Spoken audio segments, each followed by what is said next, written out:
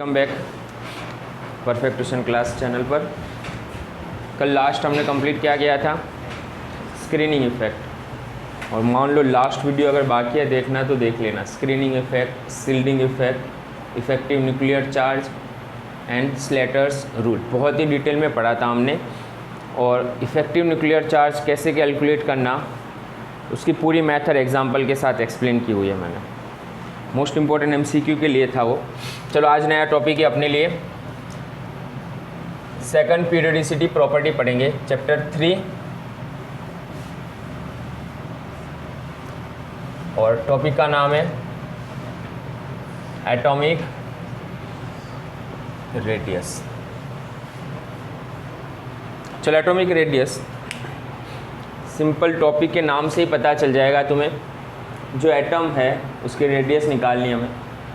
तो रेडियस क्या होगा, तो मान लो न्यूक्लियस है, एक सेल है ये, और ये उसका सेकंड सेल है। तो रेडियस किसे बोलेंगे, distance between nucleus to outer most shell.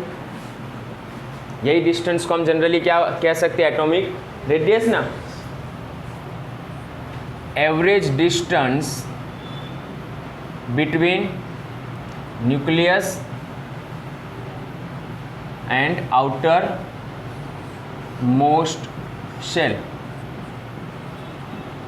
यही डिस्टेंस को हम एटॉमिक रेडियस कहेंगे। लेकिन ये आसानी से मेज़र नहीं हो सकते, बहुत ही डिफ़िकल्ट है एटॉमिक रेडियस मेज़र करना ये फॉर्म में। क्यों, तो सिंपल सी चीज़ है, कोई भी एटम अगर, क्योंकि हमें तो एटम के फॉर्म में ये रेडियस कैलकुलेट करनी है ना, तो एटम को आइसोलेट करना बहुत ही डिफ़िकल्ट है। सिंगल एटम को आइसोलेट करना हो, क्योंकि मान लो अगर मुझे ऑक्सीजन का एटॉमिक रेडियस निकालना है तो ऑक्सीजन थोड़ी है, O2 के फॉर्म में है वो। तो सिंगल एटम को आइसोलेट करना बहुत ही डिफ़िकल्ट है।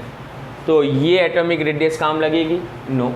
रीज़न समझना, ये मेजर नहीं कर सकते हम, इट इज़ वेरी डिफ़िकल्ट। अब डिफ़िकल्ट क्यों है वो बता रहा हूँ मैं तुम्हें। तो फर्स्ट रीज़न क्या है, difficult to isolation of single atom, बहुत ही डिफ़िकल्ट है, सिंगल एटम को आइसोलेट ही नहीं कर सकते। सेकंड डिफ़िकल्टी क्या है, जो आउटर मोस्ट की बाउंड्री है ना, आउटर मोस्ट सेल, वो वेल डिफाइंड नहीं है। तो हमने तो बोल दिया कि यस यहाँ से यहाँ तक ले जाए अब, लेकिन जैसे न्यूक्लियस से दूर जा रहे हैं और इन्फिनाइट इलेक्ट्रॉन के लिए बाउंड्री डिफाइन करना बहुत ही डिफ़िकल्ट है। ओके, तो नो वेल डिफाइंड बाउंड्री। ऐसा नहीं है कि एटम इतना बड़ा है और हमने न्यूक्लियस से लेकर मेजरमेंट कर लिया और एटॉमिक रेडियस मिल गया, इतना इजी नहीं है। कितना स्मॉल है एटम तो।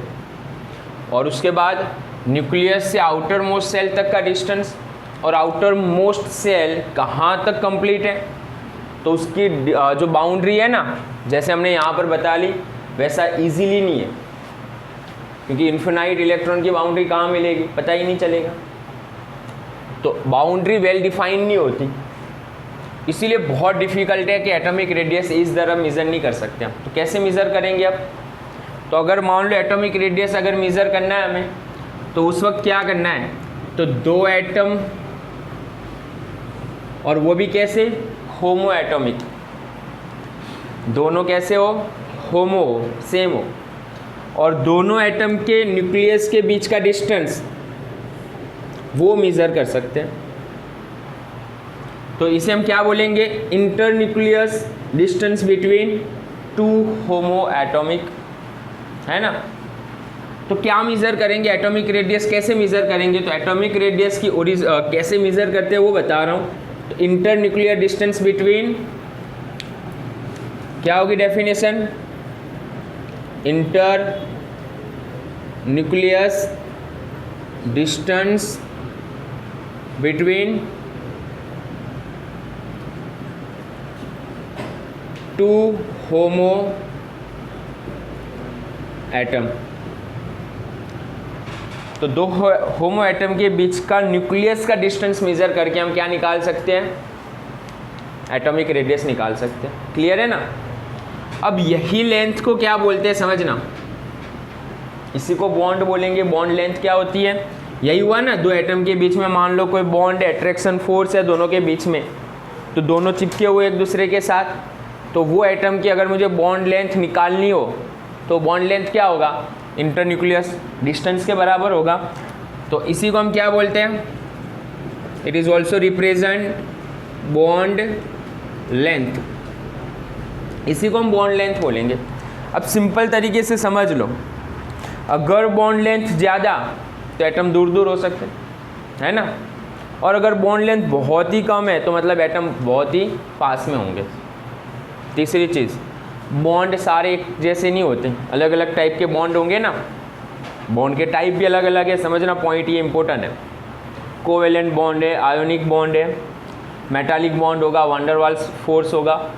तो अलग अलग टाइप के एटम जो बॉन्ड है उसमें इंटरन्यूक्लियस डिस्टेंस भी हमें अलग अलग टाइप का मिलेगा।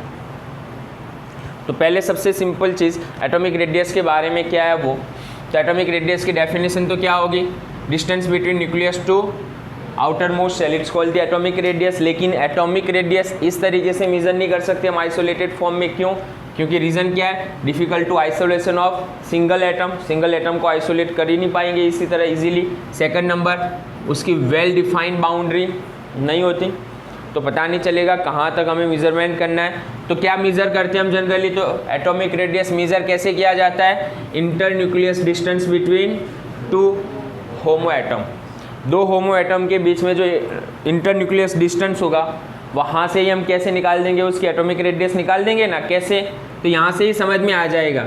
ये तो डायमीटर के बराबर हुआ ना, ये डायमीटर हुआ, तो ये क्या हुआ, उसका रेडियस हो गया।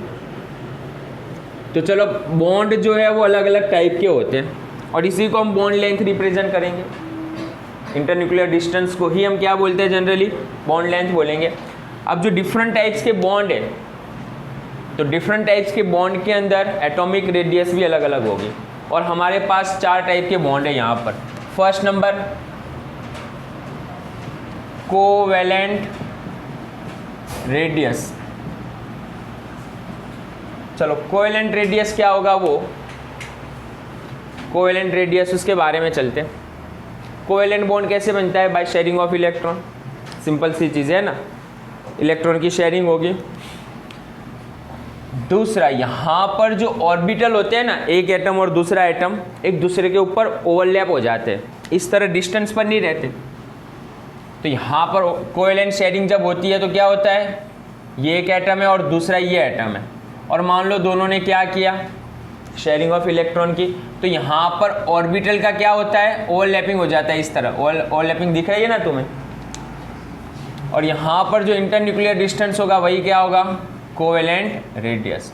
अब सिंपल सी चीज़ समझ लो, जिसमें कोवेलेंट बॉन्ड हो रहा है और उसकी हम एटॉमिक रेडियस मेजर करेंगे तो क्या वो ओरिजिनल होगी या ओरिजिनल से कम होगी, कम ही होगी ना ओरिजिनल, क्योंकि ओरिजिनल तो कितनी होनी चाहिए, यहाँ से यहाँ तक होनी चाहिए थी ना, लेकिन हमें मिलेगी कितनी, सिर्फ कम मिलेगी। क्यों कम मिलेगी, क्योंकि कोवेलेंट बॉन्ड के अंदर ऑर्बिटल क्या होते हैं, एक दूसरे के ऊपर ओवरलैप हो जाते हैं। नेक्स्ट चैप्टर नंबर 4 में पढ़ेंगे ओवरलैपिंग ऑफ ऑर्बिटल कैसे होता है वो। तो यहाँ पर क्या होगा, ओवरलैपिंग होगी, वो भी सिंगल बॉन्ड के लिए पढ़ रहे हैं। कोवेलेंट बॉन्ड में तो डबल हो सकता है, ट्रिपल हो सकता है, तो ये सिंगल बॉन्ड की बात कर रहा हूँ मैं। तो यहाँ पर ऑर्बिटल का क्या होगा, ओवरलैपिंग ऑफ एटॉमिक ऑर्बिटल ना, एटॉमिक ऑर्बिटल का क्या होगा, यहाँ पर ओवरलैपिंग होगा, उसकी वजह से ये एटॉमिक रेडियस जो होगी वो क्या होगी, कम होगी। और हम सिंगल बॉन्ड के लिए कैलकुलेट कर रहे हैं, सिंगल बॉन्ड, क्योंकि अगर मान लो डबल बॉन्ड हो रहा है तो ओवरलैपिंग तो और ज़्यादा हो जाएगी, ट्रिपल बॉन्ड में ओवरलैपिंग और ज़्यादा हो जाएगी, मतलब कोवेलेंट रेडियस और कम आएगी। तो कोवेलेंट रेडियस कैसी होगी, मिनिमम ही होगी कोवेलेंट रेडियस। नेक्स्ट, अब मेजर कैसे करेंगे इसके बारे में, तो अब इसे इंटरन्यूक्लियर डिस्टेंस बोल रहा हूँ मैं, मतलब डी। चलो मान लो इसे मैं ए एटम और इसे भी ए एटम बोलूँगा ना, क्योंकि दोनों एक जैसे होमो एटम है। तो तो दो एटम के बीच का न्यूक्लियस डिस्टेंस मतलब ए डैश ए रिप्रेजेंट करूँ, डायमीटर दोनों के बीच का किसके बराबर है, तो ये क्या हुआ आर ए इसका रेडियस, और ये क्या होगा ये एटम का रेडियस मतलब R A plus R A. Clear ना। इसी को अगर शॉर्ट में लिखना हो तो क्या लिखोगे तुम, 2RA लिख सकते हैं। और मान लो मुझे ये एटम का रेडियस निकालना है तो क्या करेंगे फिर RA करके DAA बाय R, तो निकाल सकते हैं ना हम एटॉमिक रेडियस। हम फॉर्मूला समझना, एटॉमिक रेडियस निकालने का फॉर्मूला वही है, डायमीटर और रेडियस है ना। 2 रेडियस इज इक्वल टू ही डायमीटर होता है, और पर्टिकुलर एटम का अगर मुझे रेडियस निकालना है तो डायमीटर डिवाइड बाई 2 कर देंगे। तो कुछ अलग नहीं है, सिर्फ एक ही चीज़ याद रखना, कोवेलेंट रेडियस कम होती है। क्यों कम होती है, क्योंकि ऑर्बिटल का क्या हो रहा है यहाँ पर ओवरलैपिंग हो जाता है। एज एग्जाम्पल एक ले लेते हैं, Cl2 के अंदर अगर मेजरमेंट करना है, एग्जाम्पल समझना, Cl2 मॉलिक्यूल के अंदर Cl है दोनों है ना, तो मान लो ये Cl और ये दूसरा Cl मॉलिक्यूल है, दूसरा Cl एटम है, और इसके अंदर एटॉमिक कोवेलेंट रेडियस मेजर कर रहे हैं। ओवरलैपिंग हो गया ना। चलो ये रेडियस कितनी आती है, डायमीटर कितना होगा क्लोरीन के अंदर, तो फिक्स ये मेजरमेंट कर लिया है हमने पहले ही, तो ये होता है 1.98। कितना होगा ये 1.98 एंगस्ट्रॉम के अंदर है। तो चलो एक क्लोरीन के लिए एटॉमिक रेडियस कितनी होगी, हाफ ही होगी ना, क्योंकि डायमीटर कितना है 1.98 है। तो RCl कितना होगा बोलो, 0.99 एंगस्ट्रॉम। तो इस तरह मेजरमेंट होता है, जहाँ पर कोवेलेंट बॉन्ड बनते हैं वहाँ पर मेजरमेंट कैसे होगा, ये पैटर्न से। तो 0.99 क्लोरीन का रेडियस होगा। और मेजरमेंट क्या किया, डायरेक्टली मेजर किया हमने क्लोरीन एटम को आइसोलेट करके किया, नो, हमने Cl2 मॉलिक्यूल के अंदर क्या मेजरमेंट किया है, इंटरन्यूक्लियर डिस्टेंस मेजरमेंट किया, और फिर यही फॉर्मूला से हमने RCl निकाल दिया। तो अगर मान लो किसी के लिए अगर तुम्हें पूछ रहे कोई एटम के लिए और कोवेलेंट बॉन्ड है और उसका एटॉमिक रेडियस कितना हुआ, तो इंटरन्यूक्लियर डिस्टेंस गिवन होगा, समझो इंटरन्यूक्लियर डिस्टेंस गिवन है तो ये वाला फॉर्मूला यूज़ कर लो तो आंसर मिल जाएगा तुम्हें। चलो नेक्स्ट, उसके बाद सेकंड टाइप पर चलते हैं, घुमा दे थोड़ा ही।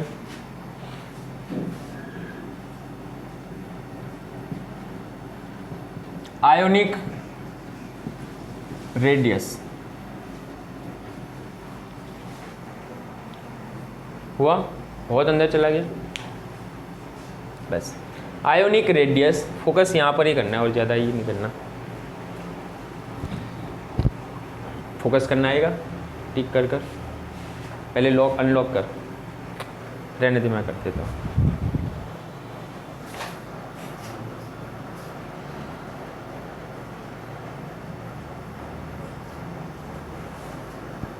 अबे आज ऑन लॉक नहीं किया मैंने,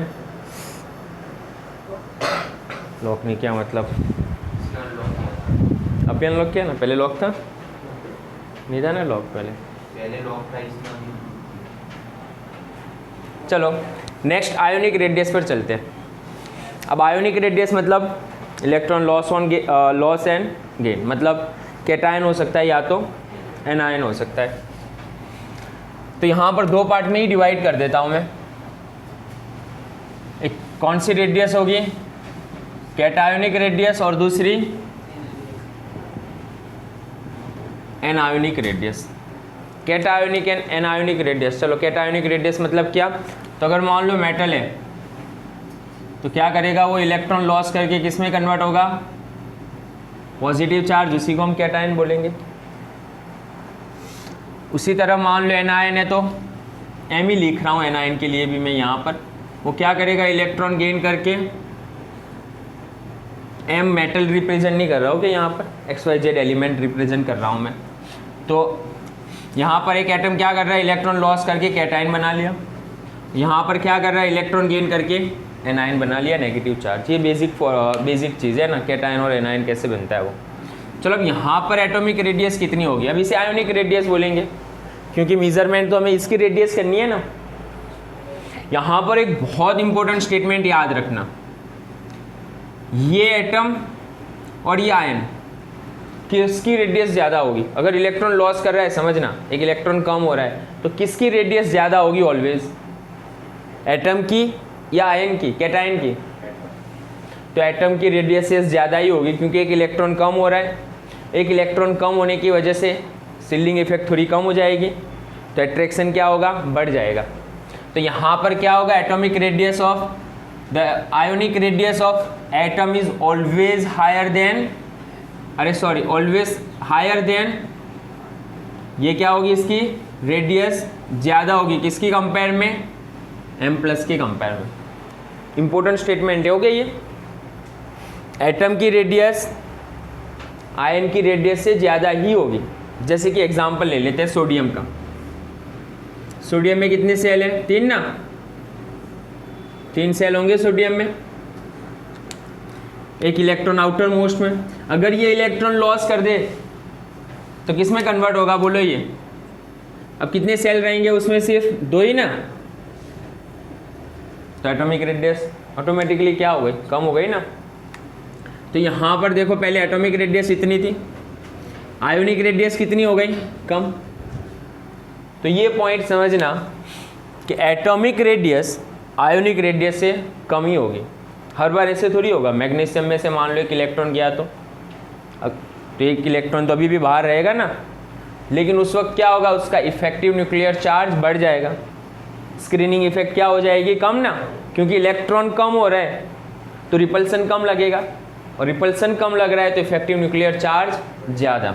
तो यहाँ पर दूसरा स्टेटमेंट, ये तो सोडियम के लिए तो डायरेक्ट समझ सकते हैं, लेकिन एल्यूमिनियम, मैग्नीशियम जिसमें मान लो कि एक इलेक्ट्रॉन गया तो सेल नंबर तो वही रहेंगे। अगर नंबर ऑफ सेल सेम रह रहे तो उस वक्त हमें क्या देखना होता है, इफेक्टिव न्यूक्लियर चार्ज देखना होता है। तो यहाँ पर क्या होगा, शिल्डिंग इफेक्ट या स्क्रीनिंग इफेक्ट क्या हो जाएगी, shielding effect decreases, shielding effect क्या हो जाएगी, डिक्रीजेस। सो एट्रैक्शन क्या होगा, इंक्रीज ना, एट्रैक्शन या effective nuclear charge, Z effective nuclear charge क्या होगा, इंक्रीज, एंड एटॉमिक रेडियस कम हो जाएगी, एटॉमिक रेडियस डिक्रीज। या आयोनिक रेडियस क्या हो जाएगी, आयोनिक रेडियस, और कौन सी ionic, cationic radius decreases. Point समझना, ये बहुत इंपॉर्टेंट है। ये 3 में ही आंसर आ गया, ये तीनों स्टेटमेंट इसके लिए, आयन के लिए। अब चलो सामने चले जाओ एनायोनिक रेडियस के लिए। यहाँ पर क्या होगा, एटम की रेडियस एन आयन से ऑलवेज क्या होगी, कम ही होगी, क्योंकि जब वो इलेक्ट्रॉन गेन कर रहा है, इलेक्ट्रॉन आया अंदर, रिपल्सन बढ़ गया, शिल्डिंग इफेक्ट ज़्यादा हो गई। शिल्डिंग इफेक्ट ज़्यादा होने की वजह से जेड इफेक्ट थोड़ी कम होगी, तो डिस्टेंस बढ़ जाएगा। तो यहाँ पर ये स्टेटमेंट है, और यहाँ पर एग्जांपल ले लेते हैं हम, जैसे कि मान लो F-, तो F- की रेडियस क्या होगी, ऑलवेज F से ज़्यादा ही होगी। देख लो एज एग्जांपल, फ्लोरीन के अंदर कितने प्रोटॉन है, 9 ना, 9 प्रोटॉन है। फर्स्ट सेल कंप्लीट है, सेकंड सेल में कितने इलेक्ट्रॉन है फ्लोरीन के लिए, सेकंड सेल में 2 7 है ना, 2 7। लेकिन अब मान लो वो एक इलेक्ट्रॉन गेन कर रहा है, तो उसके बाद क्या होगा, 9 प्रोटॉन तो है ही, 8 इलेक्ट्रॉन आ गए ना। अब तो 8 इलेक्ट्रॉन आ गया, मतलब एक इलेक्ट्रॉन ज़्यादा आया। अब एक इलेक्ट्रॉन ज़्यादा आने की वजह से शिल्डिंग इफेक्ट बढ़ गई, स्क्रीनिंग कांस्टेंट जो कैलकुलेट किया था हमने कल, तो एक इलेक्ट्रॉन की वजह से स्क्रीनिंग कांस्टेंट बढ़ गया, इफेक्टिव न्यूक्लियर चार्ज कम होगा।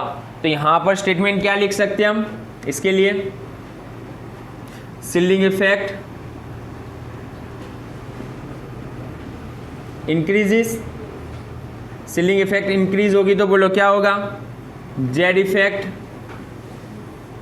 डिक्रीजेस, और जेड इफेक्ट डिक्रीज होगी तो क्या होगा, आयोनिक रेडियस इंक्रीजेस। तो आयोनिक रेडियस यहाँ पर बढ़ जाएगी। ये भी इंपॉर्टेंट MCQ है। ओके, अब इससे रिलेटेड एमसीक्यू कैसे पूछे जाते हैं ना, वो डायरेक्ट लिखा रहा हूँ मैं तुम्हें एग्जाम में। क्वेश्चन हो सकता है, मान लो क्वेश्चन एक Fe+2 Fe+3, ये तीनों में से एटॉमिक रेडियस ज़्यादा किसकी, या इंक्रीजिंग ऑर्डर में अरेंज करो। तो चलो ये तीनों में से एटॉमिक रेडियस ज़्यादा किसकी होगी, which has the higher atomic radius. अब है तो तीनों Fe, लेकिन एक +2 है, एक +3 है और एक एटम है। एक एटम एक कैटायन है, दूसरा भी कैटायन है, तो किसकी एटॉमिक रेडियस ज़्यादा, Fe की एटॉमिक रेडियस ज़्यादा होगी, क्योंकि इलेक्ट्रॉन इसमें क्या है, कम है, तो एटॉमिक रेडियस इसकी ज़्यादा। रीज़न क्या है बोलो, यही रीज़न है, शिल्डिंग इफेक्ट। ओके, तो एटॉमिक रेडियस क्या होगी, Fe की हायर होगी। तो एक एग्जांपल समझ में आ रहा है ना, ऐसे एमसीक्यू कई बार पूछे जाते हैं एग्जाम में, तो डायरेक्ट लिख लो ये। तो यहाँ पर तुम्हें यही देखना है, नंबर ऑफ इलेक्ट्रॉन देख लो, अगर तीनों सेम है तो नंबर ऑफ इलेक्ट्रॉन देख लो, और नंबर ऑफ इलेक्ट्रॉन से हमें क्या पता चल जाएगा, स्क्रीनिंग इफेक्ट या शिल्डिंग इफेक्ट के बारे में पता चल जाएगा। चलो second example, Pb+2 and Pb+4। चलो दोनों में से एटॉमिक रेडियस, दोनों में इफेक्टिव न्यूक्लियर चार्ज तो सेम, न्यूक्लियर चार्ज तो सेम ही है, Pb है, तो मतलब नंबर ऑफ प्रोटॉन तो सेम ही है। अब क्या देखेंगे, नंबर ऑफ इलेक्ट्रॉन्स। तो नंबर ऑफ इलेक्ट्रॉन किसमें ज़्यादा, जिसमें ज़्यादा एटॉमिक रेडियस उसमें ज़्यादा। तो आंसर बोलो क्या होगा इसके लिए, Pb+2। एक और एग्जांपल ले लेते हैं, Mn+2 Mn+3 Mn+4। चलो इसके लिए आंसर क्या होगा भाई, तो एटम की रेडियस क्या होगी, कैटाइन से हायर ही होगी। एक स्टेटमेंट खास याद रखना, ये एटम की रेडियस क्या होगी, कैटाइन से हायर ही होगी, और जैसे जैसे चार्ज बढ़ रहा है रेडियस और कम होती जाएगी। तो आंसर क्या होगा इसके लिए, क्लियर ना। तो ये डायरेक्ट एमसीक्यू पूछे जाते हैं एग्जाम में, ये वाले एमसीक्यू। तो चलो इसके लिए दूसरा एग्जाम्पल एक और दिया हुआ है ना, एग्जाम्पल तो एक हो गया, ये दूसरा एक और मॉड्यूल में एग्जाम्पल है, देखो Cl- ग्रेटर देन Cl ना।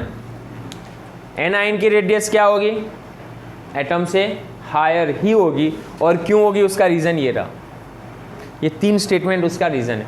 तो एग्जाम में मान लो कोई भी क्वेश्चन पूछ रहे तुम्हें, इवन रीज़न के साथ में क्वेश्चन पूछ रहे, अल्टीमेट रीज़न तो यही लिखना है तुम्हें। तो खास याद रखना, एमसीक्यू इंपॉर्टेंट है, ये कई बार पूछे जाते हैं ये एमसीक्यू। चलो थर्ड नंबर, उसके बाद एक और एग्जाम्पल पढ़ना है हमें, साइड कर देना, पोस्ट किया था। चलो आगे, अब फोकस है यहाँ पर, पोस्ट कर दे वापस, पोस्ट कर दे वापस, कर पोज, कोई बात नहीं। चलो एक और एमसीक्यू इसी से रिलेटेड है, ionic radius for iso electronic species. Ionic radius किसके लिए, आइसो इलेक्ट्रॉनिक स्पीसीज के लिए आयोनिक रेडियस निकाल रहे हैं। मोस्ट इंपोर्टेंट एमसीक्यू के ये, जैसे कि एग्जांपल ले लेते हैं हम, N-3 O-2 F- Na+ Mg+2 Al+3। सब में इलेक्ट्रॉन्स कितने हैं, नंबर ऑफ इलेक्ट्रॉन सब में 10 ही है ना। N-3 नाइट्रोजन है, नाइट्रोजन +3 कर दो, 10 इलेक्ट्रॉन्स है यहाँ पर। ऑक्सीजन 8+2 10 इलेक्ट्रॉन्स, मतलब सब में 10 इलेक्ट्रॉन्स है। अब दूसरा, अगर मान लो सब में सेम इलेक्ट्रॉन्स है तो किसकी एटॉमिक रेडियस ज़्यादा और किसकी कम, ये निकालना है हमें। और ऑर्डर में ज़्यादा पूछते हैं, इंक्रीजिंग ऑर्डर या डिक्रीजिंग ऑर्डर वाला एमसीक्यू ज़्यादातर आता है। तो अब यहाँ पर नंबर ऑफ इलेक्ट्रॉन सब में अगर मान लो सेम हो, जब नंबर ऑफ इलेक्ट्रॉन्स अगर सेम हो तो उस वक्त हम क्या चेक करेंगे, इफेक्टिव न्यूक्लियर चार्ज। क्या देखना है हमें, उसका इफेक्टिव न्यूक्लियर चार्ज, या न्यूक्लियर चार्ज देख लो डायरेक्टली, जेड। चलो कितना होगा नाइट्रोजन में, प्रोटॉन 7 8 9 11 12 एंड 13। किसमें न्यूक्लियर चार्ज ज़्यादा, न्यूक्लियर चार्ज जिसमें ज़्यादा। अब न्यूक्लियर चार्ज जिसमें ज़्यादा मतलब एट्रैक्शन ज़्यादा होगा। अब एट्रैक्शन ज़्यादा होगा तो रेडियस क्या होगी, कम होगी। पॉइंट समझ रहे हैं ना। तो ये सब में से आयोनिक रेडियस सबसे कम किसकी, इसकी। क्यों? क्योंकि इफेक्टिव न्यूक्लियर चार्ज इसका ज़्यादा होगा। तो रीज़न इस तरह लिख सकते हैं, all have same number of electrons. अब सब में सेल भी सेम होंगे ना, आउटर मोस्ट में 8 ही है, मतलब सब में सेल भी सेम ही होंगे, 2 ही सेल होंगे, इनर एंड आउटर 2 ही सेल होंगे। लेकिन इफेक्टिव न्यूक्लियर चार्ज इसमें ज़्यादा है। अगर इफेक्टिव न्यूक्लियर चार्ज ज़्यादा है तो आउटर सेल की तरफ एट्रैक्शन इसका ज़्यादा होगा। एट्रैक्शन ज़्यादा होगा मतलब क्या होगा, कॉन्ट्रैक्शन हो जाएगी और एटॉमिक रेडियस कम हो जाएगी। तो पॉइंट समझना यहाँ पर, इसे एक्सप्लेन कर रहा हूँ मैं। प्रोटॉन कितने हैं, 13 प्रोटॉन न्यूक्लियस के अंदर। ये फर्स्ट सेल और ये आउटर मोस्ट सेल है। अब जो आउटर मोस्ट सेल में जो इलेक्ट्रॉन्स है उसे ये 13 प्रोटॉन क्या करेंगे, अपनी तरफ अट्रैक्ट करेंगे। इससे इसकी एटॉमिक रेडियस क्या हो जानी है, कम होगी ना, अट्रैक्शन ज़्यादा होगा। चलो अब इसी के लिए लिख रहा हूँ मैं n-3 के लिए। कितने प्रोटॉन है यहाँ पर, 7 प्रोटॉन। फर्स्ट सेल है ये और ये आउटर मोस्ट सेल है। चलो दोनों में से अट्रैक्शन कौन ज़्यादा लगाएगा, 7 प्रोटॉन या 13 प्रोटॉन। तो 13 प्रोटॉन मिलकर इसे अपनी तरफ खींच रहा है। यहाँ पर 7 प्रोटॉन खींचेंगे तो कौन पावरफुल अपनी तरफ खींचेगा, यही खींचेंगे। अब ये खींच रहा है तो इससे क्या होगा, इसकी एटॉमिक रेडियस कम हो जाएगी, जबकि इसकी एटॉमिक रेडियस क्या होगी, थोड़ी ज़्यादा होगी। तो यहाँ पर यही समझना होता है हमें, जब number of shell, number of electron same हो तब किस पर डिपेंड करेगा, एटॉमिक रेडियस टोटल उसके इफेक्टिव न्यूक्लियर चार्ज पर डिपेंड करेगा। तो किसकी एटॉमिक रेडियस ज़्यादा, n-3 की ज़्यादा। रीज़न क्या, इफेक्टिव न्यूक्लियर चार्ज उसका क्या है, कम है। तो आंसर इस तरह लिखेंगे ना, मोस्ट इंपॉर्टेंट एमसीक्यू ये तो एग्जाम के लिए। तो ये था आइसो इलेक्ट्रॉनिक स्पीसीज के लिए एमसीक्यू। चलो नेक्स्ट, तो इससे रिलेटेड अगर डायरेक्ट लिखना हो तो एक स्टेटमेंट लिख लेना, Z effect effective nuclear charge inversely atomic radius. किसके लिए, लेकिन आइसो इलेक्ट्रॉनिक स्पीसीज की बात कर रहा हूँ मैं, या नॉर्मल भी समझ लो, जिसकी जेड इफेक्ट ज़्यादा होती है उसकी एटॉमिक रेडियस कम ही होगी। कल लास्ट जो एमसीक्यू पढ़े थे हमने, इफेक्टिव न्यूक्लियर चार्ज निकाले थे ना अलग अलग एटम के, तो जिसका इफेक्टिव न्यूक्लियर चार्ज ज़्यादा होगा अगर कंपैरिजन में, उसकी एटॉमिक रेडियस कम ही होगी। तो ये स्टेटमेंट निकल रहा है यहाँ से। ओके, तो इम्पोर्टेंट एमसीक्यू है ये। चलो उसके बाद थर्ड नंबर,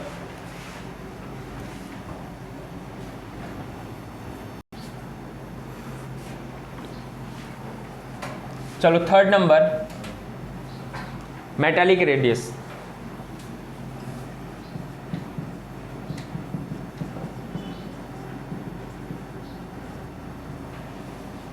चलो मेटालिक रेडियस पर आ जाओ, बहुत ही सिंपल है। दो मेटल के बीच में जो अट्रैक्शन होगा वही मेटालिक बॉन्ड होगा। तो मेटालिक रेडियस कैसे मेजर करेंगे, तो मेटालिक रेडियस के लिए एक सिंपल सा पॉइंट समझ लो, यहाँ पर एटॉमिक ऑर्बिटल का ओवरलैपिंग नहीं होता। कोवेलेंट में क्या था, ओवरलैपिंग था। यहाँ पर ओवरलैपिंग दिख रहा है तुम्हें, नो। तो मेटालिक रेडियस क्या होगी, कोवेलेंट रेडियस से ज़्यादा या कम, तो metallic radius is higher than covalent radius ना। कोवेलेंट में क्या हो रहा था, ओवरलैपिंग हो रहा था, समझना।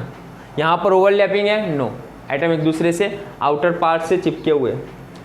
तो मेटालिक रेडियस इसे ही बोलेंगे हम। दूसरा, metallic radius is higher than covalent ना। सेकंड, जिसमें मेटालिक रेडियस जितनी कम, समझना, जो मेटल्स के अंदर मेटालिक रेडियस कम होगी उसकी बॉन्ड स्ट्रेंथ क्या होगी, ज़्यादा होगी। तो एक स्टेटमेंट लिखा, सॉरी, मेटालिक रेडियस इन्वर्सनली है बॉन्ड स्ट्रेंथ, है ना। स्टेटमेंट लिखा हुआ है metallic radius inversely bond strength. तो ये भी वर्ड याद रखना, metallic radius is inversely metallic bond strength ना। मतलब जिसमें मेटालिक रेडियस ज़्यादा उसकी बॉन्ड स्ट्रेंथ कम ही होगी। मतलब जितना मेटालिक रेडियस जितना कम होगा उतनी बॉन्ड स्ट्रेंथ ज़्यादा, मतलब वो पावरफुल अट्रैक्शन होगा। तो जैसे जैसे ये रेडियस बढ़ रहा है, जैसे जैसे उसकी स्ट्रेंथ भी क्या होगी, कम होती जाएगी। तो कौन सा मेटल या कौन सा सॉलिड जो मेटल है उसके अंदर सबसे ज़्यादा स्ट्रॉन्ग फोर्स होगा या एकदम पावरफुल होगा वो, तो रेडियस जिसकी कम होगी वो। चलो उसके बाद बस इसमें इतना ही लिखना है मेटालिक रेडियस में, लेकिन ये वाला स्टेटमेंट याद रखना इंपॉर्टेंट, मेटालिक रेडियस के अंदर ओवरलैपिंग नहीं होगा ऑर्बिटल का। तो यहाँ पर तो डायरेक्टली हमें जो मेजरमेंट हो रहा है वो आसानी से मेजर कर लेंगे। चलो 4 नंबर यहाँ पर जो है वो कौन है, वान डर वाल्स रेडियस। वान डर वाल्स रेडियस तुम्हारे लिए नया वर्ड होगा, 10th तक कहीं पर सुना नहीं होगा, लेकिन ये यूनिवर्सल फोर्स है। यूनिवर्सल फोर्स मतलब जब कोई भी दो चीज़ मिलेगी, कोई अट्रैक्शन नहीं है वहाँ पर, कोवेलेंट बॉन्ड नहीं है, आयोनिक बॉन्ड नहीं है, कुछ भी नहीं है, लेकिन वहाँ पर कौन सा फोर्स होगा, वान डर वाल्स फोर्स होगा ही होगा। साइंटिस्ट का नाम है वान डर वाल्स। तो वान डर वाल्स फोर्स क्या है, तो दो एटम मॉलिक्यूल या कोई भी जब पास में आती वन, हमने जो हाथ पास में लिए ना, तो दोनों के बीच में भी अट्रैक्शन है, तो वहाँ पर कौन सा अट्रैक्शन है, वान डर वाल्स। और बहुत ही वीक अट्रैक्शन है ये, मतलब आसानी से टूट जाता है। तो वान डर वाल्स फोर्स या वान डर वाल्स फोर्स कैसा होगा, वेरी वीक, सबसे कम सबसे वीक हो ना कोई अट्रैक्शन तो वान डर वाल्स फोर्स है। और कैसा फोर्स है ये, यूनिवर्सल फोर्स। यूनिवर्सल फोर्स मतलब समझ रहे हो ना, हर जगह पर प्रेजेंट है ये। तो अब नोबल गैस जो होंगे एज एग्जाम्पल, जो नोबल गैस है, मान लो मैंने क्या ना वेसल के अंदर हीलियम भर दिया या नियॉन भर दिया, तो एक नियॉन और दूसरे नियॉन के बीच में कोवेलेंट बॉन्ड, आयोनिक बॉन्ड या मेटालिक बॉन्ड जैसा कुछ बनना ही नहीं है, कुछ बनेगा वहाँ पर नो। लेकिन एक हीलियम दूसरे हीलियम के साथ में हल्का सा अट्रैक्शन तो रखेगा ना, तो किसकी वजह से वो हल्का सा अट्रैक्शन, वान डर वाल्स फोर्स होता है वहाँ पर। तो नोबल गैस के अंदर भी कौन सा फोर्स है, लेकिन कैसा, ऐसा नहीं है कि दोनों को चिपका कर रखेगा। हीलियम आज़ादी से आराम से घूम सकता है, लेकिन दोनों जब पास में आएंगे तो हल्का सा अट्रैक्शन इसकी वजह से होगा, वान डर वाल्स फोर्स की वजह से। अब हमें वान डर वाल्स फोर्स कैलकुलेट करना है। एज एग्जाम्पल दो गैसियस मॉलिक्यूल ले लेते, एज एग्जाम्पल Cl2 के दो मॉलिक्यूल ले लेते, एक Cl2 मॉलिक्यूल एक दूसरा Cl2 मॉलिक्यूल है ना, गैसियस मॉलिक्यूल है। और दो गैस के मॉलिक्यूल के बीच में जनरली कोई फोर्स अट्रैक्शन नहीं होता, गैस के मॉलिक्यूल्स फ्रीली घूम सकते हैं। लेकिन ये जब दो गैस के मॉलिक्यूल घूम रहे हैं तो उसके बीच में भी अट्रैक्शन तो होगा, वान डर वाल्स है ना। तो दो Cl के बीच में कौन सा अट्रैक्शन था, पहले तो हमने पढ़ लिया, कोवेलेंट रेडियस था। तो इसी को हम एक्सप्लेन कर रहे हैं। अब देखना कैसे एक्सप्लेन करेंगे। ये दो Cl मॉलिक्यूल के बीच में पहले ये अट्रैक्शन पढ़ा ना हमने, ओवरलैपिंग, और इसी को हम क्या बोल रहे थे, कोवेलेंट रेडियस यहाँ से ही निकालते थे ना, DCl और RCl इस तरह निकालते थे। तो ये क्या हुआ बोलो, इंटरन्यूक्लियर डिस्टेंस हुआ दो Cl के बीच का। इसी तरह यहाँ पर भी दूसरा होगा ना, इंटरन्यूक्लियर डिस्टेंस है दोनों के बीच में ये। तो ये कोवेलेंट रेडियस है, ये कोवेलेंट रेडियस है, ये भी कोवेलेंट रेडियस, ये कोवेलेंट रेडियस। लेकिन ये और ये दोनों मॉलिक्यूल्स के बीच में जो डिस्टेंस बन रहा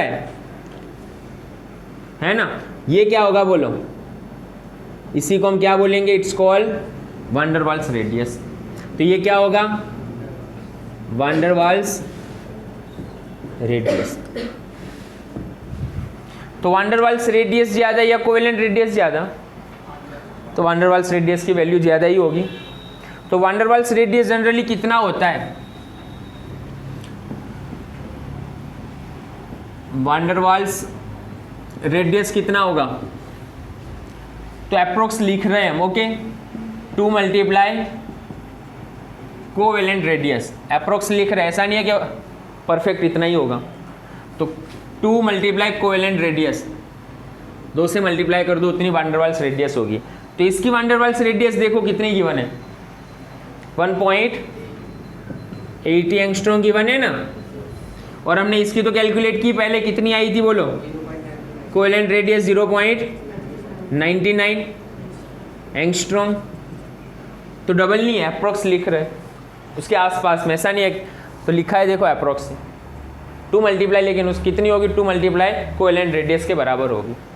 तो कोवेलेंट रेडियस कैसे मेजरमेंट करेंगे, वो नोबल गैस के अंदर भी मेजरमेंट कर सकते हैं। नोबल गैस के जो एटम है उसका भी एटॉमिक रेडियस तो पता है हमें, तो उसको कैसे मेजर किया हुआ है, तो उसका प्योर एटॉमिक रेडियस मेजर नहीं है, कौन सा मेजरमेंट है उसमें? ये वान डेर वाल्स रेडियस मेजरमेंट है नोबल गैस के अंदर भी। चलो उसके बाद अब मोस्ट इंपॉर्टेंट एमसीक्यू, 3 रेडियस लिख रहा हूं मैं। एक तो सबसे पहले covalent, second metallic radius and third van der Waals radius. MCQ कई बार आ गया। ओके, ये कौन सी रेडियस सबसे ज़्यादा, फिर कम और फिर कम, डिक्रीजिंग ऑर्डर में अरेंज करो। किसकी वैल्यू सबसे ज़्यादा आएगी तीनों में से? तो वान डेर वाल्स रेडियस क्या होगी? Always 1, 2 and 3। तो 3 greater than 2 greater than. Most important MCQ ये नीट जेईई के लिए। सीधा एमसीक्यू पूछ लेते, हमने तो कॉन्सेप्चुअल समझाया पूरा। एमसीक्यू डायरेक्ट कई बार आया है ये कि वान डेर वाल्स रेडियस क्या होगी? मेटालिक रेडियस से ज़्यादा। एंड मेटालिक रेडियस क्या होगी? कोवेलेंट रेडियस से ज़्यादा। कैसे? क्लियर है ना? वान डेर वाल्स रेडियस में तो हम क्या मेजरमेंट करते हैं? तो ये एक मॉलिक्यूल है, समझना, एक मॉलिक्यूल ये, दूसरा मॉलिक्यूल ये, और 2 मॉलिक्यूल के बीच का डिस्टेंस मेजरमेंट करते हैं ना। मेटालिक रेडियस के लिए क्या मेजरमेंट करते थे हम? और उसमें ऑर्बिटल का ओवरलैपिंग होता था? नो, ऑर्बिटल का ओवरलैपिंग होगा वहाँ पर? नो, इसीलिए वो थोड़ी कम। इसकी कंपेयर ये ज़्यादा है। जबकि कोवेलेंट रेडियस में क्यों कम आ रही है उसकी वैल्यू? Due to overlapping. तो ये ओवरलैपिंग की वजह से, ऑर्बिटल का ओवरलैपिंग होने की वजह से। तो मोस्ट इंपॉर्टेंट टॉपिक था एक, एटॉमिक रेडियस से रिलेटेड एमसीक्यू नीट जेईई में कई बार आ गया है। पहले सिंपल सा कॉन्सेप्ट समझना था, अब उसके बाद एमसीक्यू वापस सॉल्व करेंगे हम, जो बिगिनर बॉक्स में गिवन है ना वो। तो एटॉमिक रेडियस, चलो सबसे पहले एक बार स्पीड से रिवीजन कर देते हैं। एटॉमिक रेडियस के लिए क्या स्टेटमेंट था? Average distance between nucleus and outer most shell, it's called the atomic radius. लेकिन आसानी से एटॉमिक रेडियस मेजर कर सकते हो तुम? नो। रीज़न क्या है? प्योर फॉर्म में आइसोलेट करना बहुत ही टिपिकल है। दूसरा, वेल डिफाइंड बाउंड्री नहीं होती। तो जनरली एटॉमिक रेडियस जो परफेक्टली अगर मेजर करनी है हमें सही से, तो उसके लिए क्या है? इंटरन्यूक्लियर डिस्टेंस बिटवीन 2 होमो एटम। 2 होमो एटॉमिक जो होमो एटम है उनके बीच का इंटरन्यूक्लियर डिस्टेंस मेजर कर लो। अब वही इंटरन्यूक्लियर डिस्टेंस को ही हम क्या बोलते हैं? Bond length. बॉन्ड लेंथ के हिसाब से अब हमारे पास 4 टाइप्स की रेडियस मिल सकती है। तो covalent radius, covalent radius. Second number ionic radius. Ionic radius में हमने 2 पढ़ी, एक cationic radius and anionic radius. Cationic radius क्या होगी? एटॉमिक रेडियस से ज़्यादा कम ही होगी। और एनायोनिक रेडियस क्या होगी? एटॉमिक रेडियस से हायर ही होगी, ग्रेटर ही होगी। मोस्ट इंपॉर्टेंट एमसीक्यू है वो। उसके अंदर एक और क्वेश्चन पढ़ा हमने, आइसो इलेक्ट्रॉनिक स्पीसीज के लिए पढ़ा, ionic radius for iso electronic species. तो वहाँ पर क्या स्टेटमेंट लगा लेना, अगर सब में इलेक्ट्रॉन सेम है तो उस वक्त क्या आंसर आएगा? अगर उसमें इलेक्ट्रॉन सेम है तो आंसर क्या आएगा वहाँ पर? Effective nuclear charge. जिसका इफेक्टिव न्यूक्लियर चार्ज ज़्यादा उसकी रेडियस कम। थर्ड नंबर में हमने क्या पढ़ा? Metallic radius. मेटालिक रेडियस वान डेर वाल्स कोवेलेंट रेडियस से ज़्यादा ही होगी क्योंकि वहाँ पर ऑर्बिटल का ओवरलैपिंग नहीं हो रहा। एंड फोर्थ नंबर पर हमने क्या पढ़ा? वान डेर वाल्स रेडियस। वान डेर वाल्स फोर्स कैसा फोर्स है? यूनिवर्सल फोर्स है। नोबल गैस के 2 मॉलिक्यूल के बीच में भी क्या लगेगा? वान डेर वाल्स फोर्स होता ही है। तो वान डेर वाल्स फोर्स की वैल्यू क्या होती है? जनरली ज़्यादा ही होगी कोवेलेंट रेडियस से। कैसे मेजर कर सकते हैं? वान डेर वाल्स रेडियस अप्रोक्स किसके बराबर होती है? 2 मल्टीप्लाई कोवेलेंट रेडियस से बराबर होती है। एंड लास्ट में सबसे मोस्ट इंपॉर्टेंट, ये तीनों रेडियस के अंदर किसकी रेडियस ज़्यादा है? तो वान डेर वाल्स रेडियस ज़्यादा ही होगी। तो रेगुलर रिवीजन करते रहना।